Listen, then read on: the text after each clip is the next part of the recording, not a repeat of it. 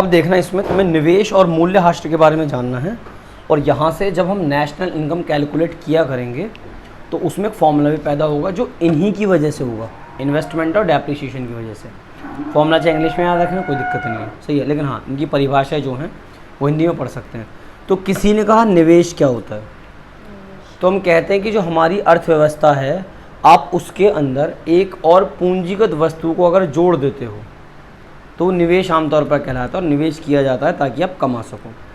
निवेश से तात्पर्य समय की एक निश्चित अवधि के दौरान, समय की एक निश्चित अवधि के दौरान भौतिक पूंजी, जैसे भवन, आपने भवन खरीद लिया, सही है, यंत्र, संयंत्र, उपकरण व मशीन आदि के स्टॉक में वृद्धि होने से है। इसे पूंजी संगठन भी कहा जाता है। इसमें अर्थव्यवस्था की नीतियों की उत्पादक क्षमता में वृद्धि होती है। हमने कहा जी पहले 10 मशीन थी, 5 और खरीद ली, तो ये 5 मशीनों में जो पैसा खर्च करा है ये हमारे लिए निवेश कहलाएगा। कि ऐसा क्यों, कि पहले 10 मशीनों से काम कम ऐसा लग रहा था कि हो नहीं पा रहा ठीक से, तो अब हमने क्या कर लिया है, 5 और 15 कर दिए, अब काम जेन्युइनली तरीके से करेंगे। हाँ ठीक है। फिर वो कहता है निवेश के इसके घटक क्या हैं, तो 2 प्रकार कर रखे, एक तो हो गया स्थिर निवेश, सही है, स्थिर निवेश की बात करते हैं। स्थिर अर्थव्यवस्था में स्थिर निवेश से तात्पर्य स्थिर पूंजी में निवेश से है, यानी कि आप जो स्थिर निवेश की बात करें आप स्थिर पूंजी में ही निवेश करेंगे, या निष्पेक्षित स्थिर पूंजी के प्रतिस्थापन से है। बात करेंगे क्या चीज़ है, जैसे स्थिर निवेश की बात है, जैसे अभी एक ज़मीन खरीद ली, आपने खरीद ली, डाल के छोड़ दो, स्थिर निवेश है, सही है। आपने मशीन खरीद ली, कोई भवन खरीद लिया, कोई वाहन खरीद लिया, तो इस प्रकार की चीज़ों में जब आप निवेश करते हैं, इनको खरीदते हैं, तो आमतौर पर उसी को कहा जाता है स्थिर निवेश, सही है। तो कुछ नहीं है, मतलब नहीं कुछ एक्स्ट्रा थोड़ी इसमें। वो कहता है कि अर्थव्यवस्था में स्थिर निवेश का क्या तात्पर्य है, स्थिर पूंजी में निवेश से है बस, या निष्पेक्षित स्थिर पूंजी में प्रतिस्थापन से। तुम इतना भी लिखोगे तो भी कोई दिक्कत नहीं। पहली बात तो ऐसी चीज़ें पूछता नहीं है, यहाँ से फॉर्मूला पैदा होगा, तो इससे जैसे अगर पेपर में तो डायरेक्ट अपने नहीं तो ये ऐसे वो क्वेश्चन जनरली देता है नहीं वो, ठीक है, ये आसान फेस में हो जाता है, ठीक है। अगर इसकी महत्व की बात करोगे तो महत्व में ही कहता है कि उत्पादकों के स्थिर परिसंपत्तियों जैसे प्लांट, मशीन, भवन के स्टॉक में वृद्धि होने से इनकी उत्पादन क्षमता में वृद्धि होती है। जो मैंने अभी बताया कि अगर आप 10 मशीन खरीदते पहले थी आपके पास, तो आपको लगा था 10 मशीन से काम चल नहीं पा रहा, आपने 5 और खरीद ली कि काम बढ़ गया है, तो उत्पादन उनकी वजह से उत्पादन क्षमता आपकी, कि यार पहले तो ये 8-10 मशीनें चलाते, तब तो कम से कम 15-20 चल रही हैं और काम इनका डबल हो गया। अर्थव्यवस्था में उत्पादन के क्षेत्र को उच्च स्तर तक पहुंचाने में सहायक। अर्थव्यवस्था के उत्पादन के क्षेत्र में आपको जितना ज़्यादा उत्पादन करना है उतना ही आपको निवेश करना पड़ेगा, किसमें, स्थिर पूंजी के अंदर, यानी कि पूंजीगत वस्तुओं के अंदर जब आप पैसा लगाते हैं तो वो आपके अर्थव्यवस्था को भी बढ़ाने में सहायक होता है। आर्थिक समृद्धि की दर से वृद्धि में सहायक। आर्थिक समृद्धि यानी कि इकोनॉमिकली भी कह सकते हो ऐसे कि ये इकोनॉमिकली भी हमारे देश की तरक्की में भी बहुत मदद करता है। फिर एक होता है माल सूची निवेश, ये मैं तुम्हें एग्जांपल्स के माध्यम से समझाता हूँ, फिर चाहे तुम इसको पढ़ते रहना। साल की शुरुआत में सपोज करो कि हमने 1000 पीस खरीदे बेचने के लिए, तो जब हम कोई सामान खरीदते हैं बेचने के लिए तो वो मध्यवर्ती वस्तुओं के अंदर आता है। अब उस 1000 में से सपोज करते हैं कि 900 पीस बिक गए, 100 पीस नहीं बिके, उन 100 पीसों में को भी निवेश की ही नज़र से देखा जाता है, और वो भी अंतिम वस्तुओं के अंदर ही आते हैं। Inventory investment.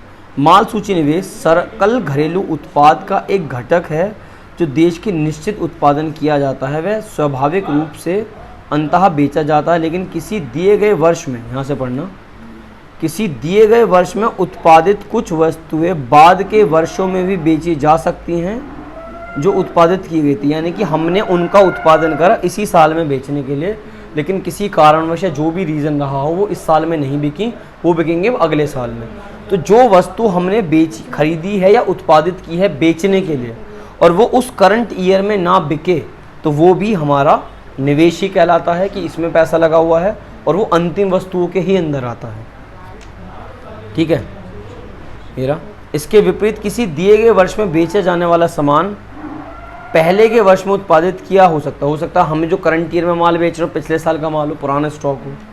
अतः किसी वर्ष में उत्पादित वस्तुएं या उत्पादन में बेची गई वस्तुएं के बीच अंतर को मूल्य सूची निवेश कहा जाता है।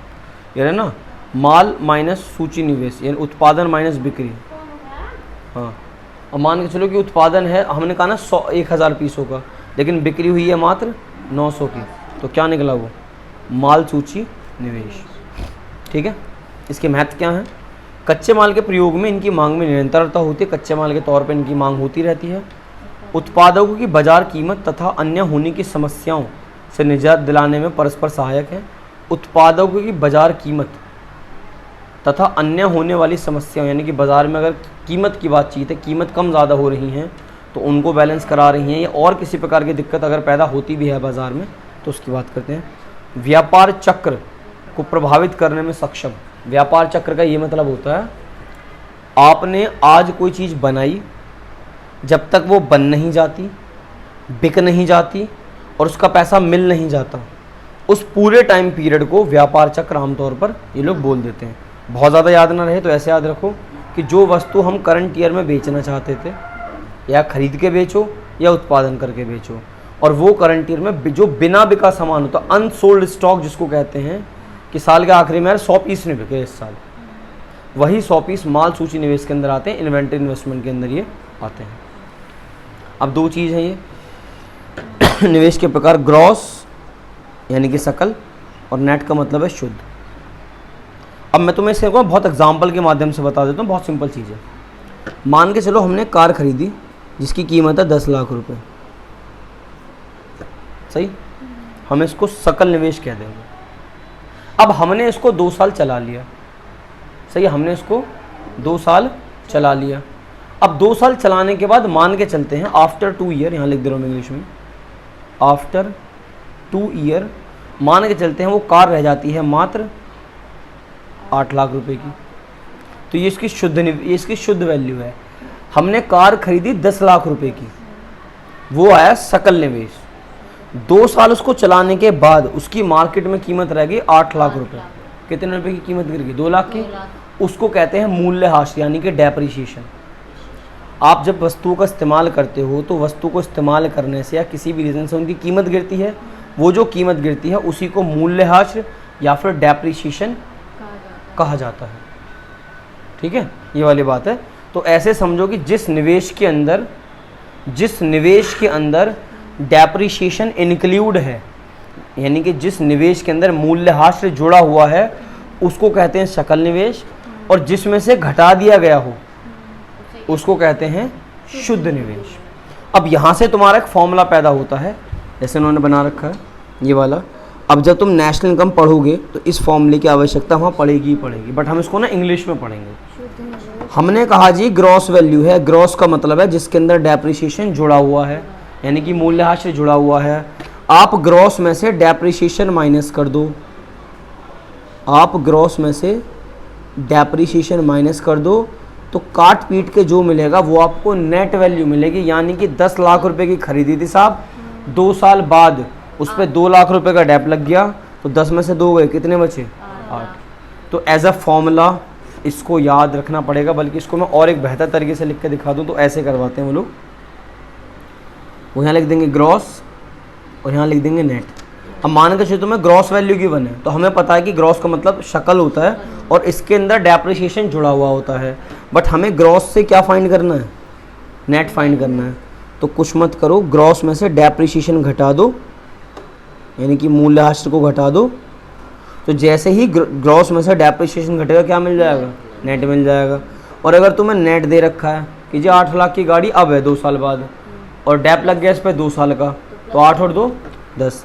तो जब तुम्हें नेट दे रखा हो और नेट की मदद से बोले ग्रॉस फाइंड करो, तो वही डेप्रिसिएशन हम यहाँ पे क्या कर देंगे? प्लस कर देंगे। तो ये एक most important formula number first है, जिसका इस्तेमाल तुम्हें आगे नेशनल इनकम यानी कि जब हम उसकी राष्ट्रीय आय निकालेंगे तब देखने को हमें ही मिलेगा। न्यूमेरिकल में ही बिल्कुल आता है, इसका पेट भर के इस्तेमाल होगा। अब इनके बीच का डिफरेंस पढ़ लो। तो भौतिक पूंजी के स्टॉक में हुई कुल वृद्धि से संबंधित है सकल निवेश। कुल वृद्धि से, यानी कि 10 लाख की खरीदी थी तो वो उसमें आ गया। भौतिक पूंजी के स्टॉक में हुई शुद्ध वृद्धि से, यानी कि डेप्रिसिएशन के बाद, मूल्यह्रास के बाद की वो बात करता है। इसमें मूल्यह्रास शामिल होता है, इसमें शामिल नहीं होता। उत्पादक द्वारा एक लेखा वर्ष में नई परिसंपत्तियों पर किया गया व्यय तथा वर्तमान परिसंपत्तियों के पुनः स्थापन पर किया गया व्यय दोनों शामिल है। यानी कि आपने पहले कभी कोई गाड़ी खरीदी होगी, सपोज़ 10 लाख की ही, और एक गाड़ी आपने आज खरीदी है 10 लाख की, तो वैसी बात कह रहा मैं तो सबको लूँगा यहाँ पे, बट डेप्रिसिएशन यहाँ से माइनस में नहीं करूँगा। ये क्या कहता है, एक लेखा वर्ष में नई परिसंपत्तियों पर किया गया व्यय शामिल होता है, परंतु वर्तमान परिसंपत्तियों के पुनः स्थापन पर किया गया व्यय शामिल नहीं होता।